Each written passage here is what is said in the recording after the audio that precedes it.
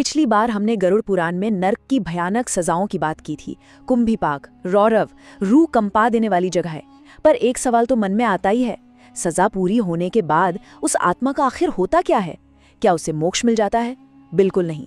तो अगर मुक्ति नहीं मिलती तो फिर होता क्या है?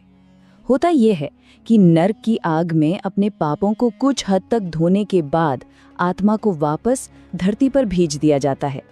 लेकिन एक मिनट, इस बार उसका इंसान बनना जरूरी नहीं है।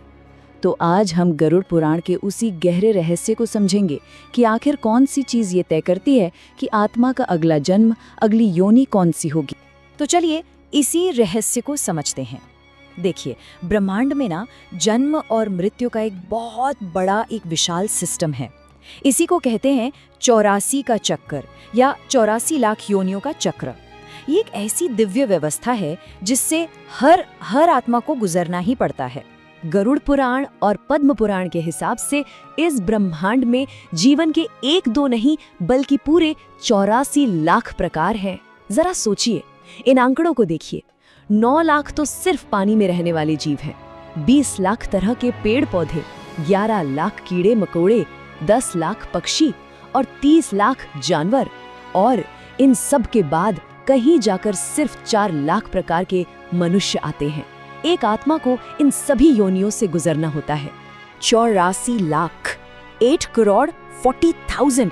जरा एक पल के लिए इस नंबर के बारे में सोचें। आत्मा की ये यात्रा कितनी ज्यादा लंबी और मुश्किल होगी, ये नंबर हमें बस उसका एक छोटा सा अंदाजा देता है। और हाँ, ये कोई रैंडम प्रोसेस नहीं है, इसका एक पूरा क्रम है। एक तरह से कहें तो विकास की एक सीढ़ी। ये सफर शुरू होता है सबसे सिंपल जीवों से, यानी पानी में रहने वालों से, फिर पेड़ पौधे, फिर कीड़े मकोड़े, फिर पक्षी और जानवर।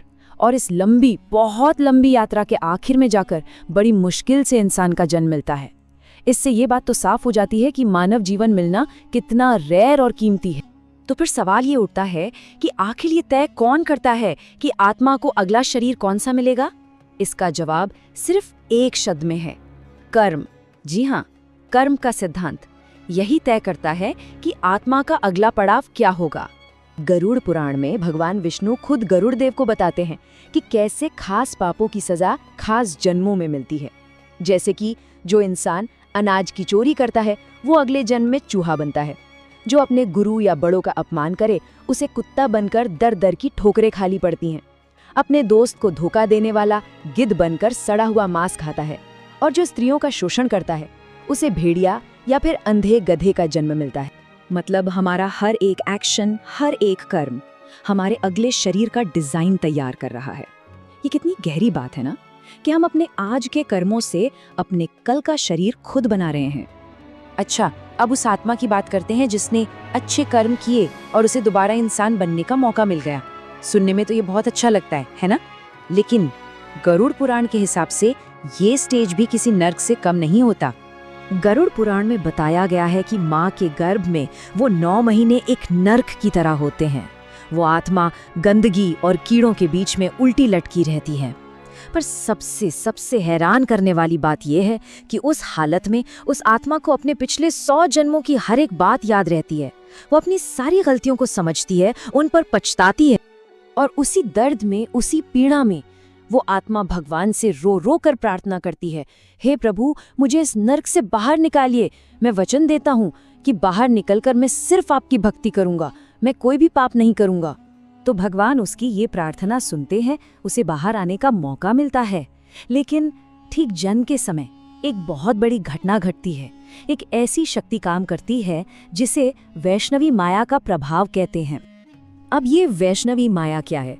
ये भगवान विष्णु की वो चमत्कारी शक्ति है जो आत्मा को दुनिया के मोह में फंसा देती है। होता यह है कि जैसे ही बच्चा जन्म लेता है और वैष्णवी माया उसे छूती है, वो सब कुछ भूल जाता है।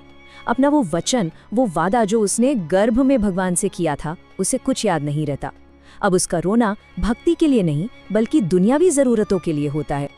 और बस यहीं से पाप और पुण्य का वही पुराना खेल फिर से शुरू हो जाता है। इंसान बड़ा होता है, अपनी उस लंबी यात्रा को, उस वादे को पूरी तरह भूलकर फिर से कर्मों के जाल में फंसता है, मरता है और घूम फिर कर उसी 84 लाख के चक्कर में वापस आ जाता है। ये सब सुन के मन में एक ही सवाल उठता है, क्या इस कभी ना खत्म होने वाले इस भयानक चक्र से बाहर निकलने का वाकई कोई रास्ता है भी? तो क्या बार बार बस जन्म लेते रहना और मरते रहना यही किस्मत है? क्या इस भयानक चक्रव्यूह से निकलने का कोई रास्ता नहीं है? रास्ता है, बिल्कुल है। गरुड़ पुराण में भगवान विष्णु ने इस चक्र को तोड़ने का और मोक्ष को पाने का एक गुप्त रहस्य भी बताया है।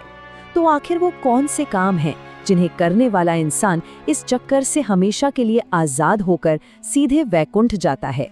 ये हम जानेंगे गरुड़ पुराण पर हमारी इस खास पेशकश के आखिरी भाग में।